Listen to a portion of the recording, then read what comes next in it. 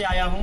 जिस तरह से केवड़िया में हमारे आदिवासी लोगों को अत्याचार हो रहा है, उनके ज़मीनें छीनी जा रही है, इसके न्याय के लिए हम आज महाराष्ट्र से राजपीपला यहाँ आए हैं और आवेदन दिया है।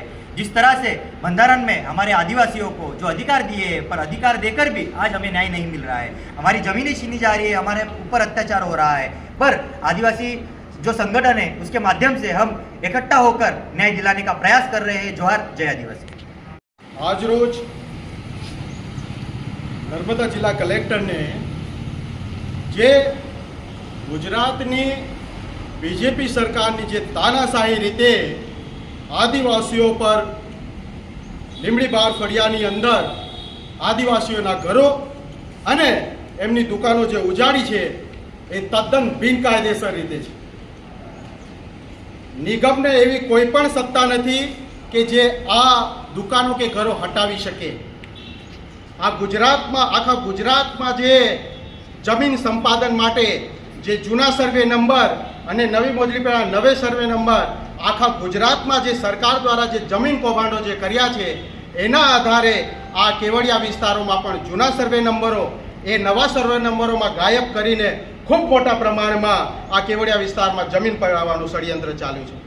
કલેક્ટરશ્રીને અમે કીધું છે કે જે 14 અને 16 નંબરના જે સર્વે નંબર છે, જે નિગમ કહે છે કે આ જમીન અમારી છે, તો આ સર્વે નંબરની અંદર 8, 9, 10, 11, 12, 13, 15, 17, 18, 19, 20, 21, 151 આ તમામ જે સર્વે નંબરો જે મર્જ કરીને આજે આ નિગમ એની માલિક બની બેઠી છે, આ તદ્દન ગેરબંધારણીય છે, બિનકાયદેસર છે।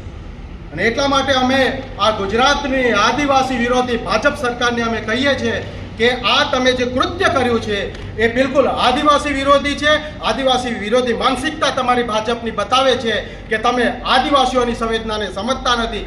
એટલા માટે આજે ગુજરાતની અંદર અમે 19 તારીખે પણ પોલીસ પરમિશન આ વિસ્તારમાં ગાંધી ચિંતા માગી હતી, આજે 22 તારીખે પણ માંગી, પરંતુ તમે આદિવાસીઓને દબાવવા માંગો છો, આદિવાસીઓને તમે તમારા પગ નીચે કચડવા માંગો છો। એ આદિવાસી સમાજનો યુવા એ ક્યારે પણ સહન નહીં કરી લે।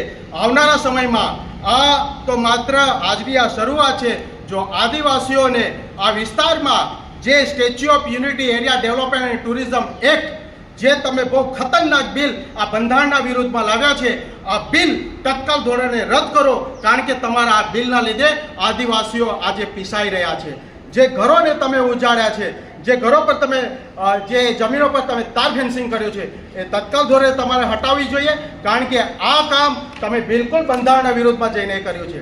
અને જે કલેક્ટરોએ, જે પ્રાંત અધિકારી, જે મામલતદાર અને જે પોલીસ અધિકારીઓ આને બિનકાયદેસર કામમાં જેઓ આની અંદર સામેલ હતા, આ તમામની ઉપર તત્કાલ એક્શન લેવામાં આવે।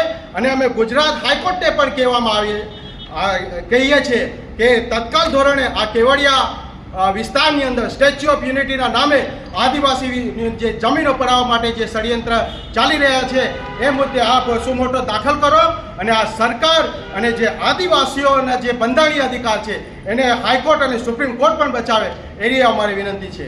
કેવડિયા બચાવ આંદોલન સમિતિ વતી હું ડૉક્ટર પ્રફુલ્લ વસાવા, ધન્યવાદ।